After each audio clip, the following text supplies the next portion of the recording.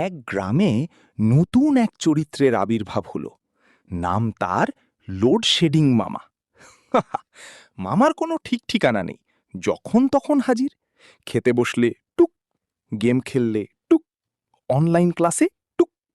গ্রামের ছেলে বাবু একদিন রেগে গিয়ে বলল, এই মামা মানুষ নাকি ভূত, ঠিক যখন দরকার তখনই আসে।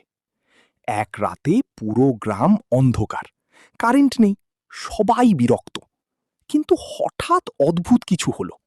বাবার পাশের বাসার কাকা গল্প শুরু করলেন, বাচ্চারা মাঠে গিয়ে জোনাকি ধরছে, দাদি পুরনো দিনের গল্প বলছে, কেউ মোবাইল ছাড়া আড্ডা দিচ্ছে। বাবু অবাক হয়ে বলল, আরে, এতদিন পর তো সবাই একসাথে। ঠিক তখনই আবার টুক, কারেন্ট চলে আসলো। সবাই এক সেকেন্ডে মোবাইল, টিভি, গেম, আবার যে যার দুনিয়ায়।